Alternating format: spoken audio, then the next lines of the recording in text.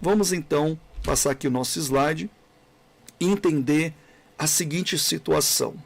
Nós estamos vendo, juridicamente falando, como que o Estado enxerga a igreja, tá? Existe uma visão teológica da igreja. Aí existem termos teológicos que são usados para se pronunciar, falar da igreja, né? Existem termos teológicos, por exemplo, igrejas pentecostais, igrejas neopentecostais, igreja reformada, igreja isso. Existem termos que são usados, que são termos teológicos. E existe o termo jurídico. Isso é bom a gente separar para entender como que a lei ela faz menção quando ela fala da igreja. Como que ela enxerga a igreja? Quais são os direitos que ela dá para a igreja? Como que ela qual é a relação dela com a igreja? Então, nós temos que entender esses termos e separar esses termos para compreender a lei, para compreender a própria organização religiosa. Então, aqui no slide nós encontramos o vocábulo jurídico para igreja. Organizações religiosas. Este é o vocábulo jurídico que denomina as igrejas. Organizações religiosas.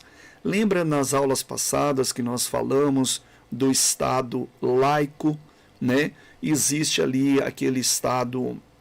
Quando nós falamos de Estado, até é bom frisar essa questão aqui. Quando nós falamos de Estado, nós estamos falando dos poderes de uma nação. Por exemplo, no Brasil nós temos aí o poder executivo, legislativo e judiciário, né? Isso é o Estado, é a forma como o Estado se organiza, né? Então esses são os poderes deste Estado. Isso é um Estado. Então, quando nós falamos de Estado laico, nós estamos falando que essa organização estatal, os poderes estatal, né? Eles, qual é a relação deles com a igreja? Se é laico, a relação deles com a igreja é de forma imparcial, né? Ela não favorece a uma denominação nem a outra, nem tem relações com uma nem com outra. Ela trata todas de modo igual. É isso que rege lá o artigo 5º que nós acabamos de ler. Por exemplo, nós temos o Estado teocrático, né, que já vimos também em aulas passadas. Exemplo clássico é o Vaticano, né? Temos ali várias diferenças. O Estado confessional, podemos dar exemplo, Inglaterra, né? Já tem aqueles estados que são ateus, né? Não admite, por exemplo, a religião, basicamente. Podemos dar exemplo da Coreia do Norte. Então, quando nós falamos Estado laico, e no Brasil, voltamos para o Brasil aqui, nós estamos falando justamente disso, dos poderes da legislação, né, que se organiza a sociedade nesse Estado, que ela é imparcial, ela trata todos iguais. Então, qual é o vocábulo jurídico usado para se referir às igrejas?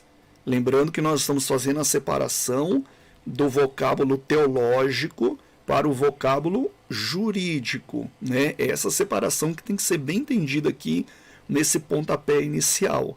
Então, qual é o vocábulo usado jurídico para igrejas? Organizações religiosas. Então, quando você vê o cartório tratando de uma organização religiosa, a lei falando de uma organização religiosa, nós estamos falando justamente da igreja. E quando se fala em igreja, isso aqui é um outro ponto importante. Quando se fala em igreja, nós não estamos falando apenas da denominação da igreja a qual a gente segue, que é a igreja evangélica. Quando se fala juridicamente de igreja, de organizações religiosas, lembra que nós estamos vendo juridicamente, está se falando de organizações de um modo em geral. Dei aqui alguns exemplos, vamos ver aqui nos slides, no slide, aliás. Igreja Católica está enquadrada aí como organização religiosa. A Igreja Evangélica, nossa Igreja Evangélica, está enquadrada também nas organizações religiosas. O terreiro de Candomblé também está, as religiões aí de segmento afro, outras poderia dar exemplo aqui, também estão enquadradas em organizações religiosas.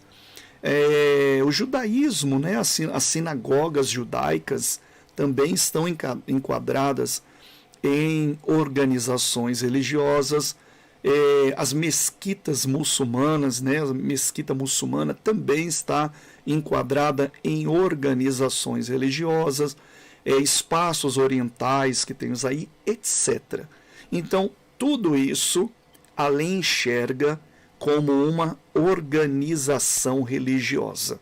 É disso que nós estamos falando, porque quando você for registrar a sua igreja no cartório, você está registrando uma organização religiosa.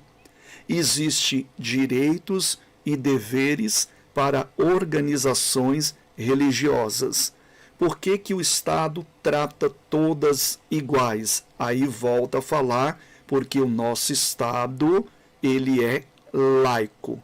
Então, ele não tem uma religião oficial e ele dá liberdade ao cidadão brasileiro, aos residentes estrangeiros também aqui no país, a liberdade de crença, também chamado de liberdade religiosa. E nesse ponto específico que nós estamos vendo nessa aula, também existe o direito de liturgia, o direito que o nosso Estado dá à liturgia de culto. Liturgia esta destinadas às organizações religiosas. Quais são? Aqui tem alguns exemplos no slide. Então, voltando a falar da Igreja Evangélica, que é o nosso ponto-chave aqui, fundamental do curso, porque somos do segmento evangélico, mas é bom a gente tratar dessa maneira, separar essa questão do termo teológico e enxergar como o Estado enxerga, para a gente entender como funciona a lei. Então, esse é o sentido dessa introdução aqui. Então, esse é o vocábulo jurídico para a igreja.